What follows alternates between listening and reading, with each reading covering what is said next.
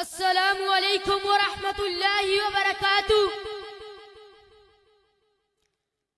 نحمده ونصلي على رسوله الكريم اما بعد فاعوذ باللہ من الشیطان الرجیم بسم اللہ الرحمن الرحیم یا ایھا المدثر قم فانذر ہر سرور سے پہلے سسکیاں نظر آتی ہیں، ہر سرور سے پہلے سسکیاں نظر آتی ہیں، بعد پت چڑھ کے ہی پھولوں پر تتلیاں نظر آتی ہیں۔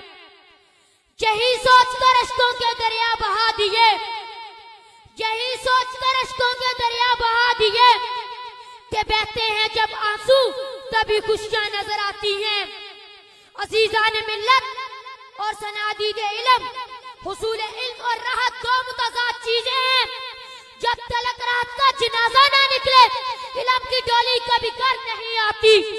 جس طرح برہوم کو کلی بننے سے پہلے کانٹوں کی آغوش میں جنم لینا پڑتا ہے، پانی کی ایک بوند برسانے سے پہلے بادل کا طوفان باد و بارہ کے اشاروں سے رقص کرنا پڑتا ہے۔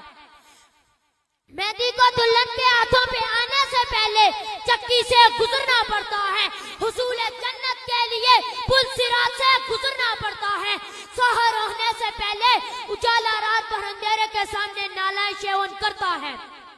رات جب جل اٹھتی ہے شدت ظلمت سے ذیشان، رات جب جل اٹھتی ہے شدت ظلمت سے ذیشان، لوگ اس وقت ماتم کو سحر کہتے ہیں۔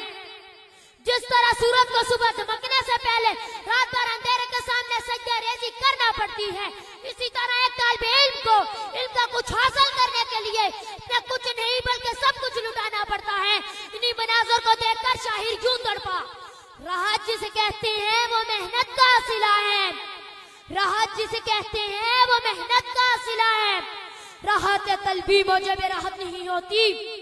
حضرات یہ احتشام ایک بچے کو نشونما پانے کے لیے ممتا کی گود میں راحت کی ضرورت ہوتی ہے، لیکن موسیٰ علیہ السلام کو علم نبوت سے نوازنا تھا۔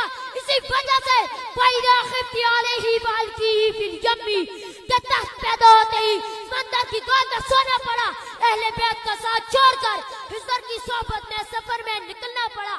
طوفان کر رہا تھا میرے عزم کا طواف، طوفان کر رہا تھا میرے عزم کا طواف، دنیا سمجھتی تھی کہ کشتی بور میں ہے۔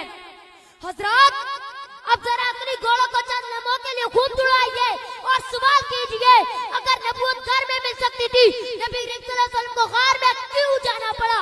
اگر بیچ کا آغاز اقرأ باسم ربک الذی خلق سے بستر پر ہو سکتا تھا تو پھر شہر سے باہر کیوں بلایا؟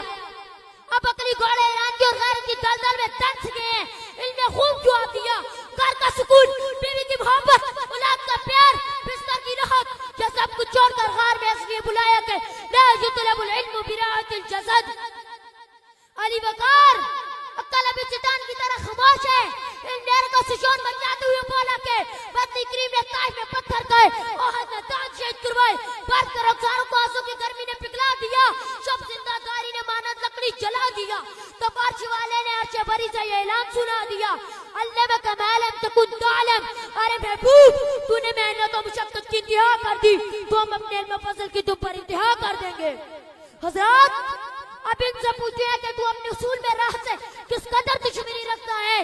ہاں اگر تو نے اپنے باپ کو باب معلم میں پڑھے دیکھا ہوتا، ابو ہریرہ کو مدینے کی گلیوں میں غشی کے عالم میں پڑھے دیکھا ہوتا، ذوالوجہین نے سب کچھ لٹا دیا، خباب و خبیب نے آنگ آنگ کٹا دیا، امام بخاری نے ان کی خاطر زوجیت کو بلا دیا، نبی نے عبد المنان وزیر آبادی نے خوش چکڑے پانی میں بھگو کر اپنے کے پیغام پہنچا دیا۔ ارے وہ تو بات ہے جو ان کی قدر میں اس قدر چلے کے پاؤں پہ چالے پڑ گئے، گالوں میں نالے پڑ گئے، علم نے جواب دے کر نقشے پر دیوار ہوا، بدلی کی اونٹ سے چاند کی طرف چہرہ نکال کر کہنے لگا لا یطلب العلم براحت الجسد وما علینا الا البلاغ المبین۔ السلام علیکم ورحمۃ اللہ وبرکاتہ۔